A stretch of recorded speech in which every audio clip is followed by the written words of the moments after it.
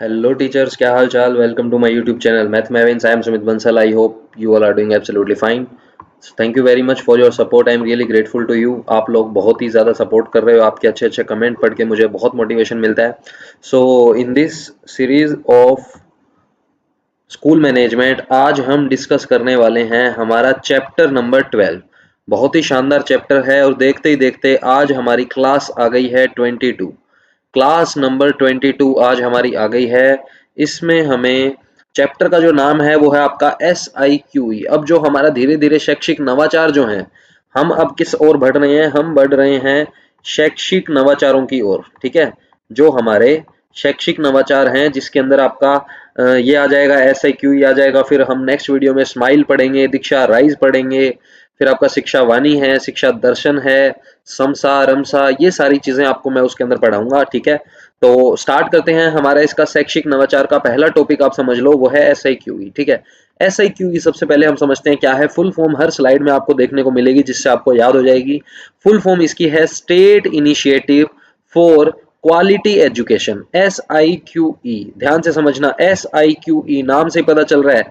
S का मतलब हो गया आपका स्टेट, I का मतलब हो गया इनिशिएटिव, 4 आ गया, Q हो गया आपका क्वालिटी, E का मतलब हो गया आपका एजुकेशन प्रोग्राम, क्योंकि ये कार्यक्रम है आपको मैंने बताया शैक्षिक नवाचार के अंतर्गत. हिंदी में देखें तो राज्य में गुणवत्ता शिक्षा पहल. हिंदी में हालांकि नहीं पूछा जाता है, ऐसे ही पूछा जाएगा. और अगर इसका हिंदी में पूछना ही है तो वो ऐसे करके लिख देगा, ध्यान रखना. स्टेट इनिशिएटिव है ना, ऐसे करके मैंने इसमें बनाए हैं, आपको देखने को मिलेगा. अब पूछ रहा है कि SIQE. प्रश्न पे आते हैं. पहला क्वेश्चन हमारा क्या है? SIQE राज्य में गुणवत्ता शिक्षा पहल जिसको हम कहते हैं, इसके बारे में कौन सा कथन सही नहीं है? नहीं पूछा है तो सही है कौन सा, उसकी हम बात कर लेते हैं. देखो, SIQE के डिटेल में बताने की बजाय मैंने पहला क्वेश्चन ही यही ऐड कर दिया जिसमें आपको इसकी सारी डिटेल मिल जाएगी. देखो, सबसे पहले क्या कह रहा है, इसका पूरा नाम state initiative for quality education है. क्या ये बात सही है? बिल्कुल सही है sir. State initiative for quality education, बिल्कुल सही बात है. इसका उद्देश्य फर्स्ट टू फिफ्थ के लिए है क्या सर? ये प्राथमिक शिक्षा के लिए है. ये किससे संबंधित है? प्राथमिक शिक्षा से संबंधित है सर. ये आपकी किससे संबंधित है सर? प्राथमिक शिक्षा से. तो प्राथमिक शिक्षा आपकी फर्स्ट टू फिफ्थ तक के विद्यार्थियों के अधिगम स्तर में गुणात्मक वृद्धि सुनिश्चित करना, बिल्कुल सही है सर. उन्हीं के अंदर तो क्वालिटी एजुकेशन देनी है हमें. जब हमारा बेस ही अच्छा नहीं होगा तो कैसे बात बनेगी? तो फर्स्ट टू फिफ्थ के लिए कार्यक्रम है.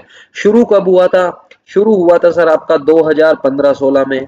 शुरू कब हुआ था? 2015-16 में. और ये देखो यहाँ लिखा भी हुआ है, प्रारंभ हुआ 2015-16 में. परियोजना का संचालन जो है वो निदेशालय करता है, माध्यमिक शिक्षा निदेशालय. माध्यमिक और प्रारंभिक दोनों ही है. यहाँ माध्यमिक लिखा है तो गलत नहीं है, फिर भी सही है ये. ठीक है, कोई इसमें दिक्कत होनी नहीं चाहिए, क्योंकि ऑब्वियसली निदेशालय माध्यमिक शिक्षा का तो है.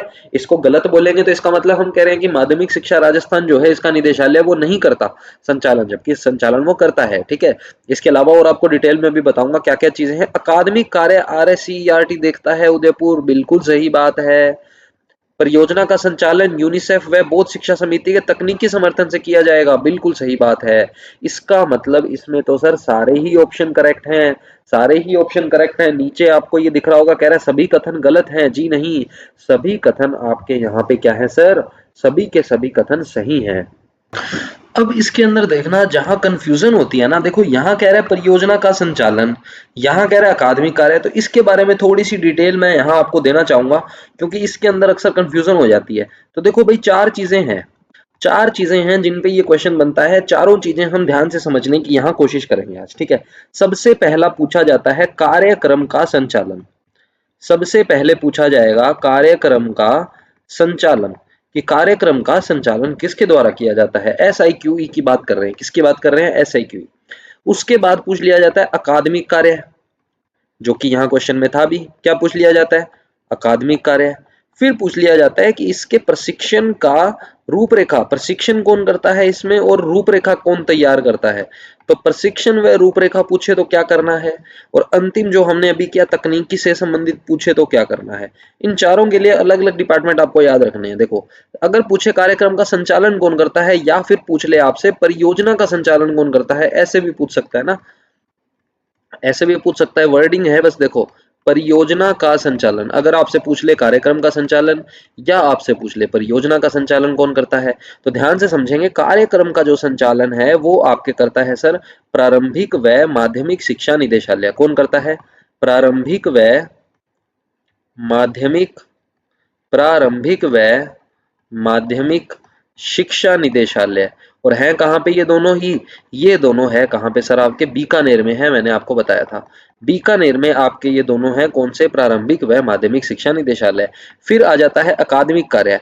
अकादमिक कार्य जो है आपका वो किया जाता है RSCERT, जो कि है आपकी उदयपुर में। कहाँ पर है? उदयपुर में। ठीक है, स्थापना आपको बताई थी 11/11/78, याद रहेगा, मेहरोत्रा समिति।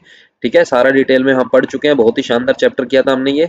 प्रशिक्षण व तकनीकी रूपरेखा आपसे पूछ ले तो इंपॉर्टेंट है, ध्यान रखना, इंपॉर्टेंट है ये। प्रशिक्षण व रूपरेखा किसके द्वारा है? RCSE, याद रखेंगे, RCSCE, RCSCE। ये SC मैंने छोटा इसलिए लिखा क्योंकि इसका कंबाइंड मतलब स्कूल हो जाएगा। अगर इसका देखें तो इसकी फुल फॉर्म आपकी हो जाती है, ये हम पढ़ चुके हैं, Rajasthan state council of education research and training. ठीक है, तो इसकी मुझे बताने की जरूरत नहीं है, ये भी मैं बता चुका हूँ हालांकि, बट अलग से चैप्टर नहीं है तो यहाँ मैं बता देता हूँ। राजस्थान काउंसिल क्या हो जाएगा? Rajasthan council for school education. Rajasthan council of school education, of है Rajasthan council of school education, जिसको हम कहते हैं आपका कौन सा? ये हो जाएगा आपका राज्य राजस्थान राजस्थान स्कूल शिक्षा परिषद। राजस्थान स्कूल शिक्षा परिषद, जिसको पहले हम माध्यमिक शिक्षा परिषद के नाम से जानते थे, वर्तमान में इसको हम क्या कहते हैं? राजस्थान स्कूल शिक्षा परिषद, ध्यान रखेंगे। ठीक है, उसके बाद आ जाता है तकनीकी। तो तकनीकी सहायता के लिए आपका कौन सा आ जाएगा? यूनिसेफ और बौद्ध शिक्षा समिति। कौन सा आ जाएगा? एक आ जाएगा सर आपका यूनिसेफ और एक आपका आ जाएगा बौद्ध शिक्षा समिति, ध्यान रह जाएगा, बौद्ध शिक्षा समिति। ठीक है, तो ये हमारा क्या हो गया? चारों चीजें हो गई। जो जहां पे कंफ्यूजन होती है वो चीज मैंने आपको बता दी, इसको अच्छे से ध्यान रख लेना। ठीक है, थोड़ा सा रिपीट कर देता हूं मैं। कार्यक्रम का संचालन किसके द्वारा होता है? प्रारंभिक व माध्यमिक शिक्षा निदेशालय। अकादमिक कार्य की बात करें तो RSCERT उदयपुर के द्वारा। प्रशिक्षण व रूपरेखा की बात करें तो RSCE यानी कि RCSE का मतलब हो गया Rajasthan council of education school education. ठीक है, जिसको हम कहते हैं राजस्थान स्कूल शिक्षा परिषद, जिसको पहले क्या कहते थे हम? राजस्थान माध्यमिक शिक्षा परिषद। तकनीकी की बात करें तो यूनिसेफ और बौद्ध शिक्षा समिति आपकी यहाँ पिक्चर में आ जाएगी। आई थिंक आपको ये क्लियर हो गया होगा, इसमें कोई डाउट नहीं है। तो हमारे इस क्वेश्चन का जो राइट आंसर था वो सारे ही सही थे। ये सारी ही बातें SIQE के बारे में सही लिखी हुई है। सही लिखी हुई है मतलब उपयुक्त सभी कथन सही है। आगे बढ़ते हैं नेक्स्ट क्वेश्चन पे। इसके साथ साथ जो और चीजें आती जाएगी वो मैं आपको धीरे धीरे नेक्स्ट क्वेश्चन से बताता जाऊंगा। चीजें काफी है डिस्कस करने को, इजी सा चैप्टर है। आगे देखते हैं। क्वेश्चन है हमारा सेकंड क्वेश्चन, बहुत ही अच्छा क्वेश्चन है। काफी बार इसकी फुल फॉर्म भी आपसे पूछ ली जाती है, इस पर क्वेश्चन बनता है। क्या क्वेश्चन है, ध्यान से समझेंगे। कह रहा है SIQE किसका परिणाम है? देखो SIQE की जब हम बात करेंगे ना, ध्यान से समझना, SIQE जो लोग पहली बार पढ़ रहे हैं उनके भी दिमाग में बैठ जाएगा और जिन्होंने पढ़ रखा है उनका यहाँ रिवीजन हो जाएगा। ठीक है, इसी तरीके से ये क्लासेस हमने डिजाइन की है। SIQE के अंदर आपको तीन चीजें याद रखनी है। एक है आपका ABL, एक है आपका CCE और एक है आपका CCP। अब इन सब का मतलब क्या है वो समझते हैं सबसे पहले, फिर इसकी डिटेल में बात करेंगे। CCE का मतलब क्या है? CCE है आपका चाइल्ड सेंटर्ड पेडागोजी। क्या मतलब है इसका? Child centred pedagogy, child centred pedagogy. ठीक है, इंग्लिश में याद रखना इजी रहता है। CCE आपका हो जाएगा continuous and comprehensive, continuous and, दूसरे C का मतलब हो गया comprehensive, continuous and comprehensive evaluation. क्या हो जाएगा? Continuous and comprehensive evaluation. ठीक है, कॉम्प्रिहेंसिव इवैल्यूएशन।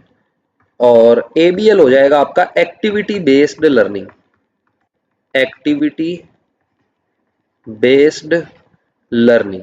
ठीक है, ये हो जाएगा इसका मतलब। अब ध्यान से समझेंगे ये है कब कब के। ठीक है, इनकी डेट्स भी इंपॉर्टेंट है। ABL जो है ना, ये तो आपके NCF 2005, कब का? NCF 2005 के अंदर इंट्रोड्यूस किया गया था कि ABL होना चाहिए, एक्टिविटी बेस्ड लर्निंग होनी चाहिए। यानी कि जो हम बच्चे को सिखा रहे हैं वो क्या होना चाहिए? एक्टिविटी बेस्ड होना चाहिए। कंटिन्यूअस एंड कॉम्प्रिहेंसिव का मतलब हो गया आपका सतत व ये हो गया आपका सतत। कॉम्प्रिहेंसिव का मतलब होगा व्यापक, सतत व व्यापक मूल्यांकन, ठीक है। इसकी बात हमने की थी एनईपी 1986, आपको पता है 1986 वाली जो आपकी राष्ट्रीय शिक्षा नीति है उसके अंदर इस पे बहुत बल दिया गया था। और इन तीनों को कंबाइंड करके ही इन तीनों का कंबाइंड रिजल्ट ही हमारे सामने क्या देखने को मिलता है, एसआईक्यू। चाइल्ड सेंटर्ड पेडागोजी आपका क्या हो गया, बाल केंद्रित शिक्षण हो गया। क्या हो गया, बाल केंद्रित शिक्षण हो गया। इसका मतलब आपका हो गया बाल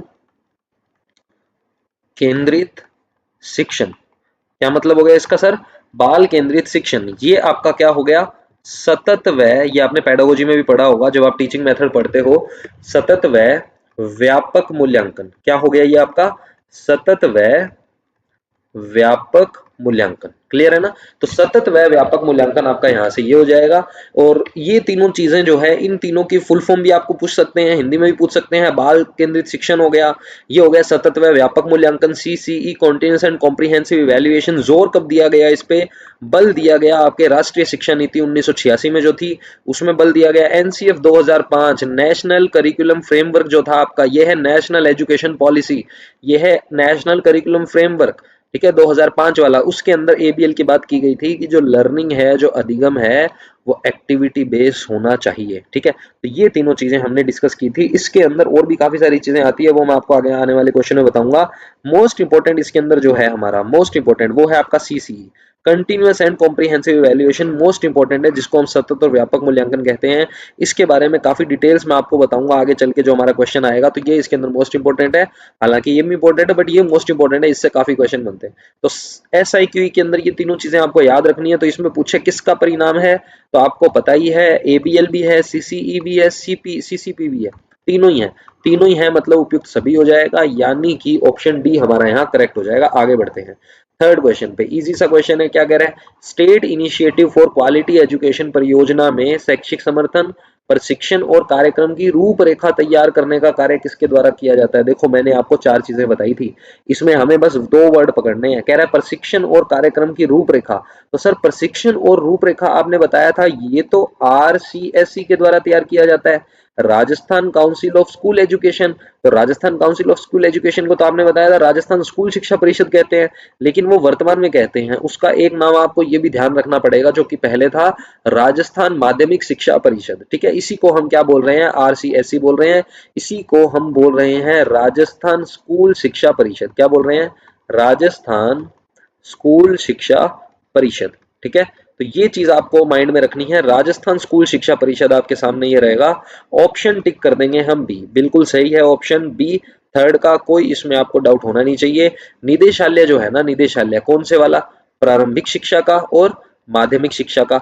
इनका क्या काम है, इनका काम है सर आपके कार्यक्रम का संचालन करना, परियोजना का संचालन करना, ठीक है। उसके अलावा आपको बताया था अकादमिक कार्य देख कौन देखेगा, आरएससीईआरटी। कौन देखेगा, आरएससीईआरटी जो है आपका Rajasthan state council of educational research and training, वो देखता है, ठीक है। आगे बढ़ते हैं नेक्स्ट क्वेश्चन पे। फोर्थ क्वेश्चन में क्या कह रहा है, इजी सा क्वेश्चन है अगेन। कह रहा है state initiative for quality education which is SIQE कार्यक्रम के तहत निम्नलिखित में से कौन सा एसआईईआरटी। अब ये देखो आपको पता है एसआईईआरटी ये कोई अलग चीज नहीं है, ये पुराना नाम है किसका, आपके आरएससीईआरटी का, ठीक है। कब इसका नाम ये चेंज किया गया था, इसकी स्थापना कब है, किसकी सिफारिश पर की गई, इसका नाम ये कब किया गया, सारी डिटेल आपको मैं ऑलरेडी बता चुका हूं। पूछ क्या रहा है कि इसके द्वारा भूमिका व जिम्मेदारी कौन सी नहीं है, कि इसकी जिम्मेदारी क्या नहीं है, इनमें से हमें बताना है। पढ़ते हैं पहला ऑप्शन क्या कह रहा है, राजकीय पदाधिकारियों की भागीदारी को सुनिश्चित करना व देखरेख करना। जी नहीं, पहला ही गलत हो गया। इसका काम जो संस्था है आपकी, ये क्या करती है, एकेडमिक वर्क देखती है, मैंने आपको बताया था। ये कौन सा काम देखेगी, अकादमिक कार्य देखेगी, एकेडमिक वर्क देखेगी। लेकिन राजकीय पदाधिकारियों की भागीदारी को सुनिश्चित और देखरेख करना, ये काम आपका इसका नहीं आएगा। बाकी सारे काम इसके हैं, कैसे, डाइट्स की भागीदारी को सुनिश्चित करना, बिल्कुल, क्योंकि एकेडमिक वर्क में ही आएगा डाइट की भागीदारी को सुनिश्चित करना, और कार्यक्रमों की गतिविधियों को लागू करने में उनकी क्षमता का संवर्धन करना, बिल्कुल सही बात है। प्रभावी कार्यक्रमों को लागू करना और तकनीकी सहायता प्रदान करना, बिल्कुल सही बात है। अकादमिक निवेश की नियमित समीक्षा करना, बिल्कुल सही बात है। तो कौन सा ऑप्शन गलत हो गया, ऑप्शन गलत हो गया सर आपका ए, और आपको पता है जो गलत है वही सही है, यानी कि ऑप्शन ए हमारा यहाँ पे क्या हो जाएगा, करेक्ट हो जाएगा। आई होप इसमें आपको कोई डाउट नहीं होगा, बिल्कुल इजी सा फंडा है। ये तीनों जो काम है वो इसके होते हैं, RSCERT के काम है किसके लिए, SIQE के लिए, ठीक है, ऐसे भी याद रख सकते हो आप। तो ए ऑप्शन गलत हो जाएगा, तो हमने उसको ठीक कर दिया। आगे बढ़ते हैं क्वेश्चन नंबर 5। क्वेश्चन नंबर 5 में क्या कह रहा है, SIQE का पूरा नाम क्या है ठीक है, तो बिल्कुल ही लड्डू क्वेश्चन है, क्योंकि फुल फॉर्म्स वाले क्वेश्चन काफी इजी हो जाते हैं, क्योंकि सभी पढ़ के जाते ही हैं। स्टेट इंस्टीट्यूट नहीं, इंस्टीट्यूट नहीं आएगा, यहाँ गड़बड़ है, ये इंस्टीट्यूट लिख दिया, ये गड़बड़ है, इनिशिएटिव आएगा, state initiative for quality education. अब 4 आएगा कि ऑफ आएगा, देखो बाकी सारा सेम है, state initiative for quality education, state initiative of quality education. तो आपको पता है यहाँ पे क्या आएगा, state initiative for quality education आएगा, ना कि ऑफ आएगा, ठीक है। तो ऑप्शन हमारा कौन सा हो गया, बी हो गया। इजी क्वेश्चंस है, लेकिन ये 4 ऑफ वाला चक्कर आपको पता है पड़ता है, तो इस तरीके की कंफ्यूजन आपको नहीं होनी चाहिए। जहां 4 है वहां 4 याद करेंगे, जहां ऑफ है वहां ऑफ याद करेंगे, ठीक है। आगे बढ़ते हैं क्वेश्चन नंबर 6 पे। 6 नंबर क्वेश्चन हमें क्या कह रहा है, देखते हैं। State initiative for quality education कार्यक्रम कब प्रारंभ किया गया, तो मैंने आपको बताया था, ये आपके सर 2015-16 में स्टार्ट किया गया था, यानी कि हमारा सीधा सीधा ऑप्शन जो ए है वो क्या हो जाएगा, करेक्ट हो जाएगा। ज्यादा इसमें कोई ऐसा परेशान होने वाली बात है नहीं, 2015-16 में स्टार्ट किया गया था। लेकिन इसके अंदर चलो आपको एक चीज बता देता हूं, हमने पढ़ा इसके अंदर 3 चीजें पढ़ी। SIQE जो है आपका, इसके अंदर मैंने आपको 3 चीजें पढ़ाई। कौन कौन सी 3 चीजें पढ़ाई, एक हमने पढ़ा sir ABL activity based learning, एक हमने पढ़ा CCP चाइल्ड सेंटर्ड पेडागोजी, एक हमने पढ़ा CCE continuous and comprehensive evaluation, जिसको जिसको आपकी राष्ट्रीय शिक्षा नीति 1986 में बल दिया गया जिस पर। अब इसके अंदर आपको एक चीज याद क्या रखनी है, याद ये रखना है कि जो CCE है ना, इसको 5 मई 2, क्योंकि इसमें तो बल दिया गया 1986 वाले में, तो इस पे बल दिया गया, लेकिन 5 मई 2010 जो है आपका, इसमें क्या हुआ, 5 मई 2010 में CCE को, यानी कि सतत व व्यापक मूल्यांकन की जो अवधारणा थी, सतत व व्यापक मूल्यांकन, सतत व व्यापक मूल्यांकन का जो फंडा है, 5 मई 2010 में क्या किया था इसका, 5 मई 2010 में इसको एक पायलट प्रोजेक्ट, कोई भी चीज लागू करने से पहले उसको एक इनिशियल लेवल पे 1-2 जगह पे अप्लाई किया जाता है, चेक किया जाता है कि कैसे काम कर रहा है, क्या उसमें फिर हमें और संशोधन करने पड़ेंगे, क्या उसमें चेंजेस करने पड़ेंगे, कैसे काम कर रहा है कैसे नहीं कर रहा है, तो वो सारी चीजें आपकी पायलट प्रोजेक्ट के अंदर आती है कि इसको टेस्ट करेंगे। तो CCE को 5 मई 2010 को राजस्थान में पायलट प्रोजेक्ट के तहत कौन सी 2 जगह पे टेस्ट किया गया, अलवर में, अलवर ग्रामीण हो जाएगा आपका, ग्रामीण क्षेत्र में, अलवर ग्रामीण, और जयपुर शहरी सिटी में, ठीक है। कितने कितने स्कूल्स उठाए गए इसके लिए, अलवर के तो लगभग आपके 40 स्कूल उठाए गए, और जयपुर के लगभग 20 स्कूल, इतना डीप 40-20 नहीं पूछेगा, बस आपको ये ध्यान रख लो तो भी ठीक है कि पायलट प्रोजेक्ट के तहत, डेट इंपॉर्टेंट है, 5 मई 2010 में अलवर और जयपुर के अंदर राजस्थान में पायलट प्रोजेक्ट के तहत CCE को लागू किया गया, ठीक है, चेक किया गया चरणबद्ध तरीके से कैसे काम कर रहा है कैसे नहीं कर रहा है, तो ये सारी चीजें आपको इसमें ध्यान रखनी है। तो हमारा तो खैर इसमें ये पूछा था, सन की बात आई थी, डेट पूछ रहा था 2015-16, तो एक 2010 में मुझे याद आ गया तो मैंने आपको बता दिया, तो ये चीज आपको याद रखनी है। आगे बढ़ते हैं नेक्स्ट क्वेश्चन पे, आते हैं। नेक्स्ट क्वेश्चन है हमारा क्वेश्चन नंबर 7। क्वेश्चन नंबर 7 में क्या पूछ रहा है हमसे, इजी सा क्वेश्चन, आपको ऑलरेडी समझा चुका हूं।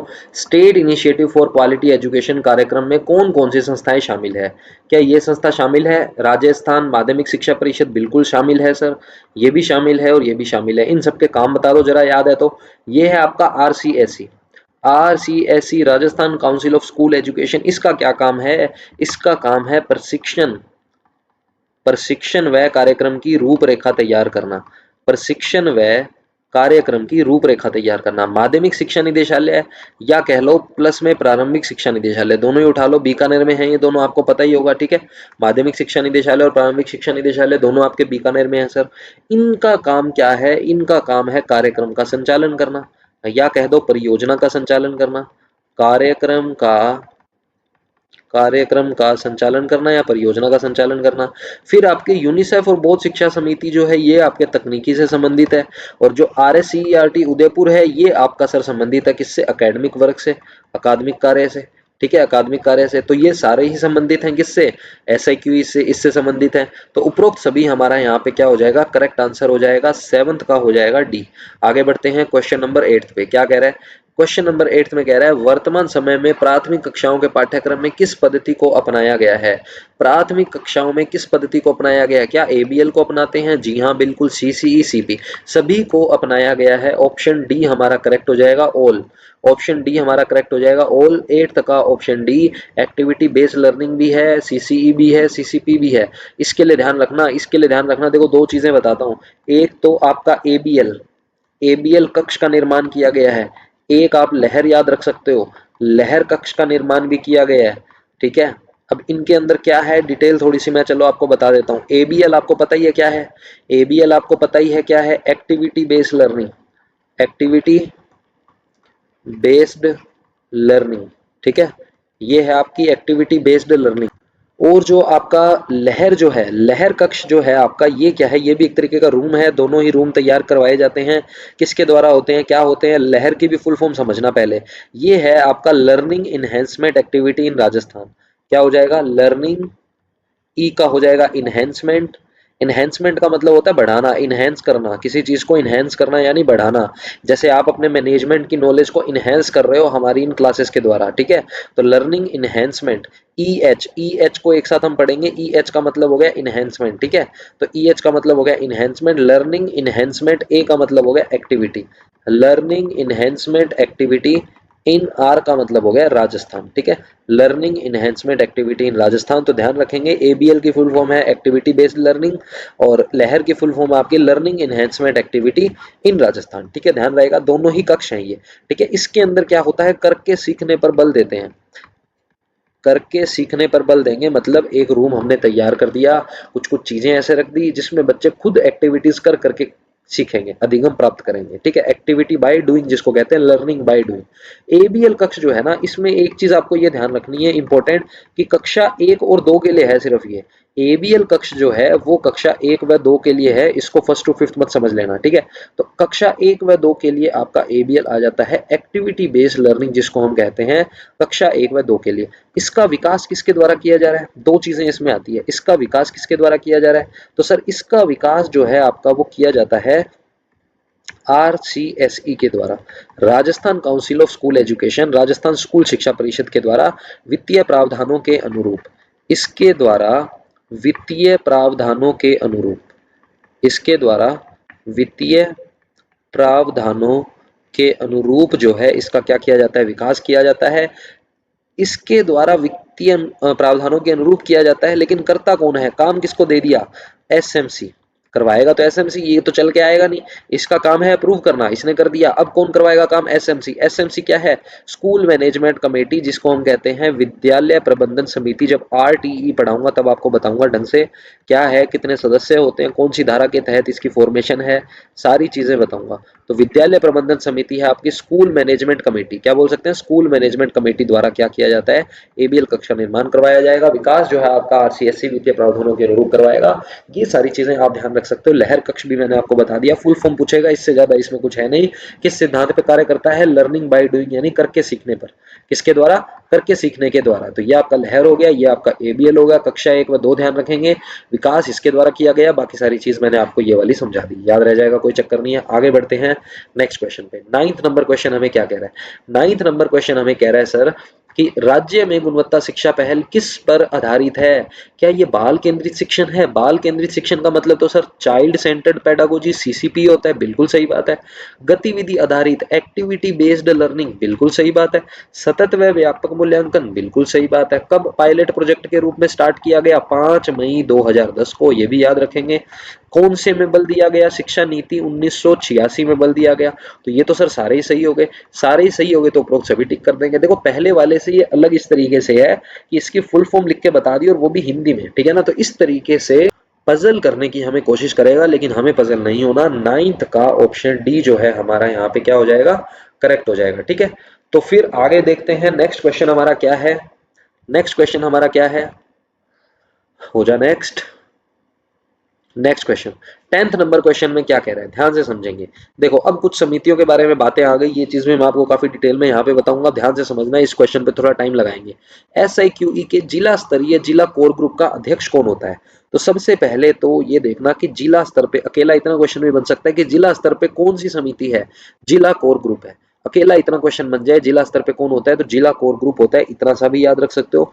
अब आ जाओ ध्यान से समझना, पूरा चार्ट बना के समझा देता हूँ, ठीक है, पूरा फ्लो चार्ट बना के समझा देता हूँ, कभी नहीं भूलोगे, दिमाग में छप जाएगा। देखो हमें क्या करना है, हमें सबसे पहले पढ़ना है हमारा टॉपिक जो कि हम पढ़ रहे हैं SIQE। ये है आपका state initiative for quality education programme. इसका संचालन कौन करेगा, इसका संचालन करना पड़ेगा ना, तो संचालन कौन करेगा इसका, इसके संचालन के लिए, इसके संचालन के लिए कौन कौन से हमारे पास समितियां, देखो दो लेवल पे ये काम करती है, दो लेवल पे ये काम करती है समितियां, एक है आपकी स्टेट लेवल पे और एक है आपकी डिस्ट्रिक्ट लेवल पे, ठीक है। एक आ जाएगी आपकी जिला स्तर पे,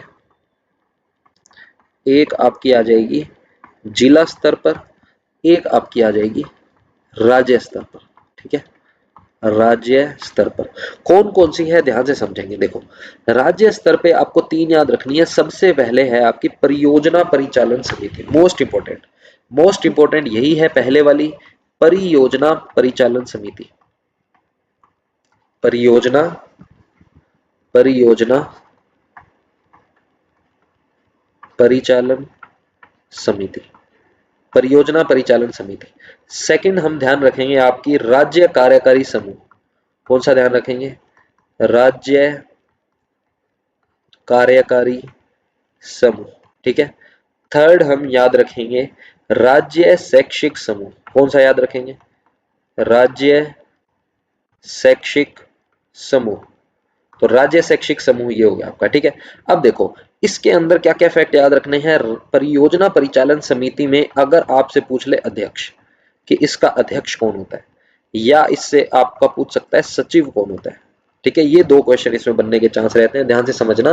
परियोजना परिचालन समिति का अध्यक्ष हमसे पूछे तो अध्यक्ष होता है आपका RCSE, फिर गलत लिख दिया मैंने, RCSE है Rajasthan council of school education, Rajasthan council of school education. ये सी छोटा लिख दिया, SC लिखा हुआ मिल जाता है, कहीं कहीं सीधा RCSE मिल जाता है, तो कोई इसमें परेशान होने वाली बात नहीं है। RCSE का जो आयुक्त होता है, आयुक्त का मतलब आपको पता ही होगा, कमिश्नर को आयुक्त कहते हैं, तो RCSE का जो आयुक्त है वो यहाँ पे क्या होता है, अध्यक्ष होता है।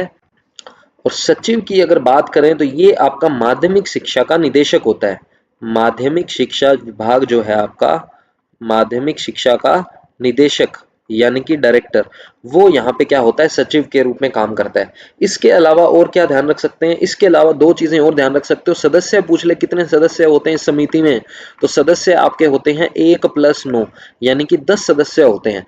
सदस्य वैसे 9 ही है, लेकिन एक अध्यक्ष को मिला लिया जाएगा तो टोटल कितने हो जाएंगे, 10। ये जो 10 सदस्य हैं अध्यक्ष सहित है, ठीक है, ऐसे याद कर लो, अध्यक्ष सहित कितने सदस्य होते हैं, 10 सदस्य होते हैं। अब ये इंपॉर्टेंट क्यों है सबसे ज्यादा, ये सबसे ज्यादा इंपॉर्टेंट इसलिए है क्योंकि क्वेश्चन आता है नीति निर्धारण की, SIQE की नीति निर्धारण की सर्वोच्च इकाई कौन सी है। क्या प्रश्न आता है कि नीति निर्धारण, नीति निर्धारण की सर्वोच्च इकाई, हाईएस्ट यूनिट कौन सी है, कौन सी बॉडी इसकी हाईएस्ट है हायरार्की में, तो आपको ध्यान रखना है राज्य स्तर की परियोजना परिचालन समिति जो है ये आपकी SIQE की नीति निर्धारण की सर्वोच्च इकाई मानी जाती है, ठीक है। तो सीधा सीधा प्रश्न आ जाए तो हमें कौन सा टिक करना है, परियोजना परिचालन समिति। अध्यक्ष समेत कितने सदस्य होते हैं इसके अंदर, इसमें सर अध्यक्ष समेत 10 सदस्य होते हैं, एक अध्यक्ष RCSE का आयुक्त होता है, कमिश्नर होता है, माध्यमिक शिक्षा का निदेशक आपका यहाँ सचिव हो जाता है, ठीक है। राज्य कार्यकारी समूह, इसमें बस नाम याद रख लो तो भी ठीक है, बाकी थोड़ा सा अगर डीप में जाएं तो अध्यक्ष ध्यान रख सकते हो, अध्यक्ष कौन होता है, अतिरिक्त आयुक्त, अतिरिक्त आयुक्त। ऊपर हमने आयुक्त पढ़ा, यहाँ पे आ जाएगा अतिरिक्त आयुक्त जिसको हम कहते हैं एडिशनल कमिश्नर। एडिशनल कमिश्नर आपका अतिरिक्त आयुक्त हो जाएगा, किस डिपार्टमेंट का, वही RCSE डिपार्टमेंट का, Rajasthan council of school education same department है। राज्य शैक्षिक अध्यक्ष, राज्य शैक्षिक समूह का अध्यक्ष अगर हमें ध्यान रखना हो, इसका भी थोड़ा सा डीप में जाएं अगर, तो इसका अध्यक्ष कौन होता है, इसका सेम वही जो हमारा ऊपर सचिव था, कौन सा, निदेशक जो है RSCERT का, वहां भी निदेशक किसका था, माध्यमिक शिक्षा का, यहाँ निदेशक आपका हो गया RSCERT का, ठीक है। तो RSCERT का जो निदेशक है वो यहाँ पे अध्यक्ष होता है, यहाँ जो निदेशक था वो किसका था, माध्यमिक शिक्षा का, लेकिन काम किसका कर रहा था, सचिव का। यहाँ हमने उसको क्या बना दिया सर, अध्यक्ष बना दिया, ध्यान रह जाएगा, कोई दिक्कत नहीं है इसमें, आगे बढ़ते हैं, ठीक है। तो ये हो गए आपके राज्य स्तर के, राज्य स्तर की तीन आपकी हो गई, तीन आपको याद रखनी है। जिला स्तर पे आप दो याद रख लो तो भी बहुत है क्योंकि है ही दो। ठीक है, जिला स्तर पे आपको याद रखनी है सबसे पहले तो जिला कोर ग्रुप। कौन सी है? जिला कोर ग्रुप, जिसका हमारा भी क्वेश्चन था, जिसके लिए मैं इतना आपको डिटेल में बता रहा हूं। तो जिला कोर ग्रुप हो गया आपका एक। सेकंड आपका हो गया सर जिला अकादमिक समूह। कौन सा हो गया? जिला अकादमिक समूह। ठीक है, ये दो आपको याद रखने हैं। एक तो हो गया जिला कोर ग्रुप, एक हो गया आपका जिला अकादमिक समूह। बताऊंगा डिटेल में, ध्यान से समझना। इसके अंदर आपका कौन होता है? एडीपीसी होता है। एडीपीसी आपको मैं पहले भी किसी क्लास में बता चुका हूं, मुझे बताना कहां आपने पढ़ा था, क्या आपको याद है या नहीं है। एडीपीसी आपका क्या होता है? अतिरिक्त जिला परियोजना समन्वयक होता है, जिसको हम कहते हैं एडिशनल एडिशनल डिस्ट्रिक्ट, डी का मतलब हो गया district, additional district programme conveyor. ठीक है, ये आपका हो जाएगा एडिशनल डिस्ट्रिक्ट प्रोग्राम कन्वेयर। ये आपका हो जाता है अतिरिक्त जिला परियोजना समन्वयक। क्या हो जाएगा? अतिरिक्त जिला परियोजना समन्वयक। अतिरिक्त जिला परियोजना समन्वयक आपका हो जाएगा एडीपीसी। और इसको आप कह सकते हो कि SIQE जो है आपका जिला स्तर का नोडल प्रभारी होता ही है। इस प्रोग्राम का, समिति नहीं, इस प्रोग्राम का, SIQE प्रोग्राम का जिला स्तर का नोडल प्रभारी होता है। कौन? एडीपीसी। एडीपीसी आपका नोडल प्रभारी होता है यहाँ पे। ठीक है, ये क्या होता है? नोडल प्रभारी होता है। ठीक है, अब आ जाते हैं आपके नेक्स्ट, हमारा जो है जिला अकादमिक समूह। जिला अकादमिक समूह का सबसे पहले ध्यान रखेंगे अध्यक्ष। इसका अध्यक्ष कौन होता है? तो इसका अध्यक्ष आपका होता है DEO, डिस्ट्रिक्ट एजुकेशन ऑफिसर, जिला शिक्षा अधिकारी माध्यमिक। ठीक है, माध्यमिक का जिला शिक्षा अधिकारी आपका कौन हो जाएगा? यहाँ पे अध्यक्ष हो जाएगा किसका? जिला अकादमिक समूह का, डिस्ट्रिक्ट एकेडमिक ग्रुप जो है उसका। उसके बाद आपको और कौन कौन सी चीजें याद रखनी है इसके अंदर? इसका कार्य ध्यान रख सकते हो। कार्य क्या है इसका? कि जो डाइट है आपका, डाइट के प्राचार्य जो हैं उनको ले लो। साथ साथ में जो अच्छे शिक्षक हैं उनके समूह द्वारा जिलों में होने वाली जितने भी विषय आधारित कार्यशालाएं होंगी उनका अवलोकन करना, आदर्श विद्यालयों की मॉनिटरिंग करना। ठीक है, ये सारे काम आपके किसके आ जाएंगे? जिला अकादमिक समूह के आ जाएंगे। कि डाइट के जो प्राचार्य हैं उनके साथ साथ जितने भी अच्छे शिक्षक हैं उनके लिए विषय आधारित जो कार्यशालाएं हैं उनकी ऑब्जर्वेशन करना, आदर्श विद्यालयों की मॉनिटरिंग करना। ठीक है, आदर्श विद्यालयों की मॉनिटरिंग करना, आदर्श विद्यालयों की मॉनिटरिंग करना, ये सारे काम आपके आ जाते हैं इसके अंदर। तो मैंने आपको क्या क्या बताया, एक बार फटाफट रिवीजन करते हैं, क्विक रिवीजन यहाँ पे करेंगे। ठीक है, जितनी चीजें आपको बताई है, मैं आपको बता रहा था SIQE का संचालन। तो इसमें दो चीजें आपको याद रखनी है कि राज्य स्तर पर 3 है, जिला स्तर पर आपकी 2 है। राज्य स्तर पर सबसे पहले मोस्ट इंपोर्टेंट है परियोजना परिचालन समिति, 10 सदस्य होते हैं अध्यक्ष को मिलाकर। अध्यक्ष होता है RCSC का आयुक्त और सचिव होता है इसका जिला माध्यमिक शिक्षा निदेशक का। ठीक है, माध्यमिक शिक्षा निदेशक होता है इसका सचिव। राज्य की कार्यकारी समूह जो है इसका अध्यक्ष होता है आपका एडिशनल कमिश्नर RSCE का, वही सेम। और राज्य शैक्षिक समूह का जो अध्यक्ष है वो आपका होता है निदेशक RSCERT का। ठीक है, एडीपीसी जो है आपका एडिशनल डिस्ट्रिक्ट प्रोग्राम कन्वेयर, ये आपका जिला कोर ग्रुप का होता है। इसको हम SIQE प्रोग्राम का जिला स्तर का नोडल प्रभारी भी कहते हैं, ये भी आप ध्यान रखोगे। फिर आपका आ जाता है जिला अकादमिक समूह, DEO इसका अध्यक्ष होता है। कार्य इसके आपके मैंने बताई दिए, तो दोनों आप याद रखोगे। जिला स्तर पे हमारा है जिला अकादमिक समूह और जिला कोर ग्रुप। अब हमारे क्वेश्चन में कहीं नहीं दिक्कत आएगी। क्वेश्चन में हमसे पूछा क्या था, देखो ये कह रहा है जिला कोर ग्रुप, तो जिला कोर ग्रुप तो हमें पता है। इसका अध्यक्ष कौन होता है? DEO होता है, जिला शिक्षा अधिकारी माध्यमिक शिक्षा का। यानी कि हमारा ऑप्शन सी जो है यहाँ पे क्या हो जाएगा? करेक्ट हो जाएगा। 10 क्वेश्चन में कोई डाउट नहीं है, आगे बढ़ते हैं। नेक्स्ट क्वेश्चन देखते हैं, हमारा 10th का हो गया आपका सी। आई थिंक इसमें कोई डाउट नहीं होगा, काफी चीजें आपको देखने को मिली होंगी इसमें भी। अब आ जाते हैं इजी इजी क्वेश्चंस, आगे इसी पे बेस्ड होंगे। कह रहे हैं कि SIQE नीति निर्धारण की सर्वोच्च इकाई कौन सी है? अभी आपको बताया था राज्य स्तर पे आपकी होती है परियोजना परिचालन समिति। यही जो है आपकी वो सर्वोच्च इकाई होती है नीति निर्धारण की। जस्ट अभी अभी बता के हटाऊं, 11th का ऑप्शन सी हो जाएगा। ठीक है, राज्य शैक्षिक समूह जिला निष्पादन समिति आपका उसके अंदर आ जाएगा। राज्य कार्यकारी समूह, राज्य शैक्षिक समूह और परियोजना परिचालन समिति, ये राज्य स्तर की इकाइयां हो जाएगी आपकी किसकी? SIQE प्रोग्राम को संचालन करने के लिए जो है। ठीक है, कितने सदस्य होते हैं सर? 10 होते हैं अध्यक्ष को मिला के। अध्यक्ष होता है आपके RCSE का आयुक्त। ठीक है, माध्यमिक शिक्षा का जो निदेशक है वो यहाँ पे सचिव का काम करता है। ठीक है, आगे आते हैं नेक्स्ट क्वेश्चन पे। 12th नंबर क्वेश्चन में हमें क्या कह रहा है कि SIQE के बारे में कौन सा कथन सही है। कथन पढ़ते हैं सारे। क्या इसका पूरा नाम state initiative for quality education है? बिल्कुल सही है। 1 से 5 ये भी सही है। अच्छा, ये तो रिपीट हो गया क्वेश्चन। परियोजना का संचालन निदेशालय इसके द्वारा होता है। ठीक है, परियोजना का संचालन तकनीकी समर्थन, बिल्कुल सही है। तो सारे ही ऑप्शन ठीक है, हम ऊपर डिस्कस कर चुके हैं, पहला क्वेश्चन ही हमारा ये था। तो 12th का ऑप्शन ए जो है हमारा करेक्ट हो जाएगा। आगे बढ़ते हैं, 13 नंबर क्वेश्चन पे आते हैं। SIQ का पूरा नाम क्या है? तो आपके सामने इसका पूरा नाम लिखा हुआ है, state initiative for quality education programme ये होता है। तो state initiative for quantum education, जी नहीं। स्टेट सुपर इनिशिएटिव, नहीं। State initiative to quality education, जी नहीं। लास्ट ऑप्शन करेक्ट है, state initiative for quality education, यानी कि हमारा यहाँ पे ऑप्शन डी करेक्ट हो जाएगा 13 का। आगे बढ़ते हैं। ठीक है, वहां हिंदी में था, यहाँ इंग्लिश में, क्वेश्चन इसलिए डिफरेंट के डाला गया है यहाँ पे। ठीक है, कह रहा है कि परियोजना परिचालन समिति की संरचना के बारे में निम्न में से कौन सा कथन असत्य है? गलत कौन सा है कथन, वो हमें बताना है। ध्यान से देखेंगे। क्या इसका अध्यक्ष राजस्थान माध्यमिक शिक्षा परिषद का आयुक्त होता है? क्या इसका अध्यक्ष RCSE का आयुक्त यानी कि कमिश्नर होता है? क्या इसका कमिश्नर यहाँ पे अध्यक्ष का काम करता है? बिल्कुल सही बात है सर, ये तो ट्रू है। क्या इसको नीति निर्धारण की सर्वोच्च इकाई कहते हैं? अभी सर करके हटे हैं ये क्वेश्चन, बिल्कुल सही बात है। अध्यक्ष सहित 9 सदस्य होते हैं, यहाँ गड़बड़ है। यहाँ पे थोड़ा सा ध्यान देने की जरूरत है, यहाँ पे गड़बड़ है सर। 9 सदस्य होते हैं वो बात सही है, लेकिन अध्यक्ष को मिला लिया ना, अध्यक्ष सहित तो फिर 10 हो जाएंगे। 9 सदस्य होते हैं ये बात सही है, लेकिन ये कह रहा है अध्यक्ष सहित कुल 9 सदस्य हैं, ये गलत है। अध्यक्ष सहित कुल आपके 10 सदस्य होते हैं सर, तो ये गलत है। और जो गलत है वही सही है, हमें पता है। तो ऑप्शन सी हमारा सही हो जाएगा, क्योंकि यही गलत है। डी पढ़ लेते हैं।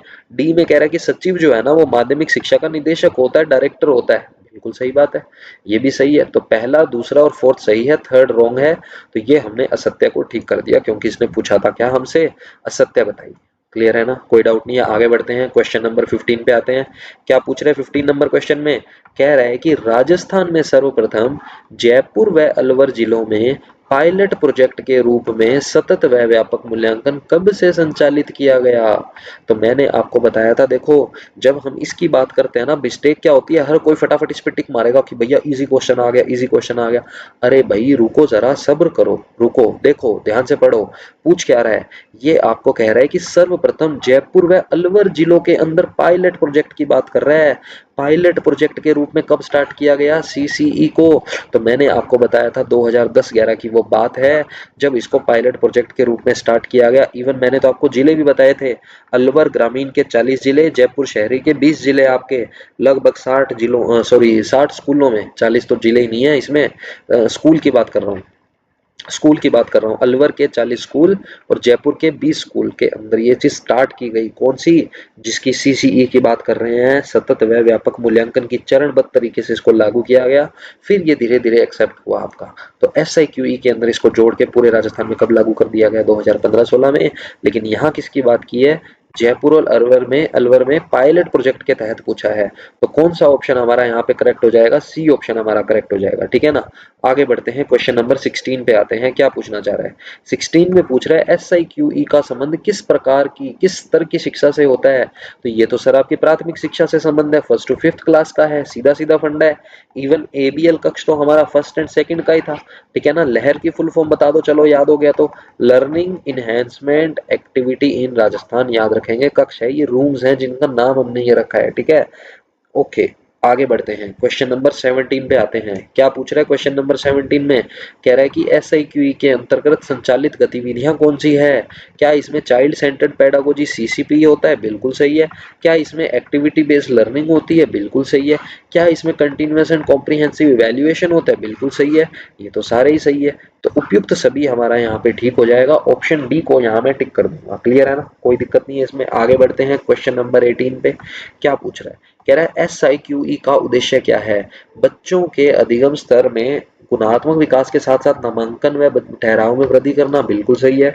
गतिविधि आधारित शिक्षण देना, ABL, बिल्कुल सही है। बच्चों की प्रगति को अभिभावकों के साथ नियमित रूप से साझा करना, बिल्कुल सही है। तो ये चारों ही ऑप्शन आपके ठीक हैं, तीनों ही ऑप्शन ठीक हैं। तो ऑप्शन डी जो है हमारा ठीक हो जाएगा। बिल्कुल ही लड्डू सा क्वेश्चन था, बेसिक कॉमन सेंस से होने वाले ये क्वेश्चन है। आगे बढ़ते हैं, क्वेश्चन नंबर 19। ये अच्छा क्वेश्चन है, ये फैक्चुअल क्वेश्चन है, ध्यान से देखेंगे, कुछ चीजें बताऊंगा इसमें डिटेल में। कह रहा बच्चों द्वारा किए गए कार्यों को अध्यापक साक्ष्य के रूप में सतत व व्यापक मूल्यांकन हेतु संधारित करता है, यह क्या कहलाता है? तो देखो, जो लोग स्कूल में ऑलरेडी पढ़ाते हैं, सीबीएसई स्कूल्स में तो ये बहुत चलता है कि बच्चों द्वारा किए गए जो कार्य हैं उनको अध्यापक साक्ष्य के रूप में सतत एवं व्यापक मूल्यांकन हेतु सीसीई के लिए संधारित करता है। देखो, सीसीई में कितने टर्म में आपका डिवाइड होता है पाठ्यक्रम? सीसीई के तहत जो पाठ्यक्रम है आपका, वो 3 टर्म में डिवाइड होता है। 3 टर्म में डिवाइड होता है। 2 प्रकार के हमारे यहाँ असेसमेंट होते हैं, एक होता है एसए, एक होता है एफए। एसए का मतलब आपका है यहाँ पे समेटिव असेसमेंट। कौन सा है? एसए का मतलब होता है समेटिव असेसमेंट, ठीक है। एफए का मतलब होता है आपका फॉर्मेटिव असेसमेंट, ठीक है। फॉर्मेटिव असेसमेंट, ये आरटीई में भी आपको पढ़ाऊंगा, ठीक है। 2009 का जो अधिनियम है उसमें भी आपको पढ़ाऊंगा, बाकी ये आपने वैसे भी पढ़े होंगे, बेसिक चीजें हैं काफी सारी ये, ठीक है। तो इसके अंदर क्या है सर? इसके अंदर आप ध्यान से समझेंगे क्या है। एस ए में हम बात करते हैं समेटिव असेसमेंट की, योगात्मक आकलन। क्या बोलते हैं इसको हम? योगात्मक आकलन, ठीक है। असेसमेंट कर रहे हैं, आकलन कर रहे हैं, योगात्मक। फॉर्मेटिव आपका हो गया रचनात्मक, ठीक है। अब आपको समझ में आ गया होगा, रचनात्मक आकलन होता है एक तो बच्चे का ओवरऑल डेवलपमेंट क्या है, करिकुलर एक्टिविटीज में कैसे पार्टिसिपेट कर रहा है, क्लास में उसका कैसा बिहेवियर है, वो सारी चीजें आपकी आ जाती है एफए के अंदर। जो रिटन टेस्ट अपन लेते हैं वो आ जाता है एसए के अंदर।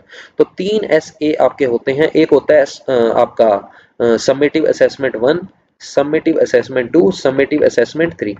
इन तीनों के बेसिस पर बच्चे की मार्किंग की जाती है लास्ट के अंदर, जो मार्कशीट हम तैयार करते हैं उसके अंदर। तो समेटिव असेसमेंट के तहत पाठ्यक्रम को सीसीई में 3 टर्म में डिवाइड किया गया है। ऐसा क्वेश्चन आ जाए तो भी हम ध्यान रखेंगे। इसके बाद वार्षिक पाठ्यक्रम की बात हो रही है यहाँ पे, इस चीज का ध्यान रखना, ठीक है ना। उसके बाद अच्छा, सीसीई की डेट मैंने आपको बताई दी थी, 5 मई 2010 को पायलट प्रोजेक्ट के रूप में ये स्टार्ट किया गया। बल दिया गया राष्ट्रीय शिक्षा नीति 1986 के अंदर, इस पे बल दिया गया कि भैया लागू करो इस टाइप का सिस्टम। अच्छा, उसके बाद और क्या है हमारे लिए समझने के लिए? उसके बाद और है सर सीसीई के लिए एक आपको बेस लाइन याद रखना। बेस लाइन का यहाँ क्या मतलब होता है? देखो, बेस लाइन का मतलब बहुत ही सिंपल सा है। बेस लाइन का मतलब ये है कि जो भी सेशन हमारा स्टार्ट होता है, सत्र हमारा आरंभ होता है, जिस भी सत्र को आप आरंभ करते हो, पहले आप आपकी क्लास में जो बच्चे आए हैं उनका आप लर्निंग एप्टीट्यूड चेक करते हो कि कितना उनका स्किल सेट है, अधिगम का स्तर आप चेक करते हो। उसी के अकॉर्डिंग तो आप अपनी लेसन प्लानिंग करोगे, उसी के अकॉर्डिंग तो बच्चों को पढ़ाओगे। तो बच्चों के अधिगम स्तर को सत्र के आरंभ के 15-20 दिनों के अंतर्गत, 15-20 दिनों के अंदर अंदर उनके अधिगम स्तर को जान लेना, उसको बोलते हैं बेस लाइन, ठीक है। और ये होता है क्लास सेकंड से फिफ्थ के लिए, फर्स्ट के लिए नहीं है, क्लास सेकंड से फिफ्थ के लिए होता है। और इसका जो वर्णन है वो आपका धारा 24 में भी देखने को मिलता है, इसी से मिला जुला आपको मैं पढ़ाऊंगा उसके अंदर भी, ठीक है। तो ये आपकी हो गई बेस लाइन। लेकिन हमारा क्वेश्चन तो कुछ और ही था, हमारा क्वेश्चन बात कर रहा था पोर्टफोलियो की, कि जो पोर्टफोलियो होता है ना, हर बच्चे का अपना एक पोर्टफोलियो तैयार करवाया जाता है। उस पोर्टफोलियो के अंदर उस बच्चे के सारे टेस्ट जितने आज तक हुए हैं, जो जो उसके समेटिव असेसमेंट है, जितने उसके फॉर्मेटिव असेसमेंट है, जितने भी एफए हैं, जितने भी ऐसे हैं, सारी की सारी डिटेल उस पोर्टफोलियो के अंदर होती है। तो यहाँ उसी की बात हो रही है कि सतत एवं व्यापक मूल्यांकन के अंतर्गत साक्ष्य के रूप में किसमें संधारित करता है, तो उसको बोला जाता है पोर्टफोलियो। क्या बोला जाता है सर? पोर्टफोलियो, ठीक है। पता होगा कुछ लोग जो स्कूल्स में ऑलरेडी टीच कर रहे हैं, उन्होंने ये चीज फेस की होगी, काफी लंबा चौड़ा पेपर वर्क हो जाता है पोर्टफोलियो हर बच्चे का इंडिविजुअल बनाना। जिस क्लास के आप क्लास टीचर होते हो, 30-40 बच्चे अगर आपकी क्लास में हैं, तो भैया अच्छा खासा टाइम आपका पोर्टफोलियो के अंदर जाता है, ठीक है। सारा आपको खुद तैयार करना होता है छोटे लेवल पे। हाँ, अगर बड़ी क्लासेस में है then it will be fine कि बच्चों से थोड़ा बहुत काम वाम करवा लेते हैं कि भैया अपने हिसाब से इसमें आप सेटल कर लो चीजें। तो ये चीजें इसके अंदर होती है, ठीक है। तो आई थिंक ये आपको समझ में आ गया होगा। आगे बढ़ते हैं नेक्स्ट क्वेश्चन पे। क्वेश्चन नंबर हमारा है 20। क्या कह रहा है? बच्चों के नामांकन में एक निश्चित अवधि के अंत में अधिगम उद्देश्यों की उपलब्धि के मूल्यांकन को क्या कहा जाता है? तो अभी आपको बता के हटाऊं, एक निश्चित अवधि में एक फिक्स सेशन में एक निश्चित अवधि में अधिगम उद्देश्यों की उपलब्धि, कितने उसने लर्निंग को अचीव किया है, कितनी उसकी अचीवमेंट टेस्ट जिसको अपन बोलते हैं, वो मूल्यांकन क्या कहलाया जाएगा? उसको बोलते हैं सर योगात्मक आकलन। मार्क्स देंगे ना बच्चे को, बच्चे को मार्क्स देंगे, किसमें देंगे? योगात्मक आकलन में देंगे। योगात्मक आकलन में बच्चे के उपलब्धि स्तर को अधिगम उद्देश्यों को जानने के लिए लिया जाता है। कितने स्तर पर होता है? 3 टर्म्स में डिवाइड किया गया समेटिव असेसमेंट को सीसीई के तहत। ये चीज भी आपको मैं बता चुका हूँ। आगे बढ़ते हैं 21 पे। 21 में क्या कह रहा है? 21 में कह रहा है सीसीई कार्यक्रम में बेस लाइन निर्धारण से क्या तात्पर्य है? अभी अभी जस्ट आपको बताया है। सत्र के प्रारंभ में बच्चे को प्रवेश दिलाना? जी नहीं। बच्चे को अगली कक्षा में क्रमोन्नत करना? जी नहीं। सत्र के आरंभ में बच्चे के अधिगम स्तर का कक्षा अनुसार निर्धारण करना कि जिस क्लास में वो बैठा है उसके अकॉर्डिंग उसके लर्निंग लेवल क्या है, उसके हिसाब से तो हम उसको पढ़ाने के लिए फिर हमारी प्लानिंग करेंगे। तो सी ऑप्शन बिल्कुल सही है, बच्चे को परीक्षा हेतु तैयार करना। जी नहीं। ऑप्शन सी बिल्कुल करेक्ट है। बेस लाइन आप ध्यान रखेंगे, इंपॉर्टेंट टर्म है।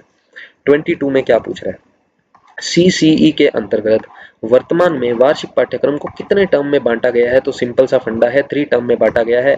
बिल्कुल ही लड्डू सा क्वेश्चन है, पाकिस्तान का बच्चा भी इस क्वेश्चन को ठीक कर देगा, आप लोग तो फिर भी होशियार हो। ठीक है ना? तो 3 टर्म कौन कौन सी हैं? SA1, SA2, SA3। ठीक है, समेटिव असेसमेंट 1 2 3 आप ध्यान रखेंगे। आगे बढ़ते हैं, बस खत्म होने वाले हैं। 3-4 क्वेश्चन और हैं, ज्यादा क्योंकि बड़ा टॉपिक है नहीं, फिर भी काफी चीजें आपको मैं ऑलरेडी बता चुका हूँ। SIQE के कार्यक्रम के उद्देश्य क्या क्या है? बालक के चिंतन को विकास करना, क्या ये हमारा उद्देश्य है? बिल्कुल सही है। उसकी थिंकिंग पावर को डेवलप करना, क्रिटिकल थिंकिंग। बच्चों में परीक्षा के भय को दूर करना, बिल्कुल सही बात है। बाल केंद्रित शिक्षण, चाइल्ड सेंटर्ड पेडागोजी, बिल्कुल सही बात है, ये तो था ही फोकस। तो सारे ही ऑप्शन ठीक हैं, यानी कि उपयुक्त सभी यहाँ पे हो जाएंगे। नेक्स्ट क्वेश्चन पे आते हैं 24 पे। एबीएल कक्ष, एबीएल की बात नहीं कर रहा, एबीएल कक्ष की बात कर रहा है, एबीएल रूम्स की बात कर रहा है। क्लास फर्स्ट एंड सेकंड के लिए होते हैं, मैंने आपको बताया था। क्या इसमें गतिविधि आधारित अधिगम होता है? क्या पूछना चाह रहा है? क्या इसमें गतिविधि आधारित अधिगम होता है? बिल्कुल सही बात है। सतत एवं मूल्यांकन से संबंधित है इसका? जी नहीं।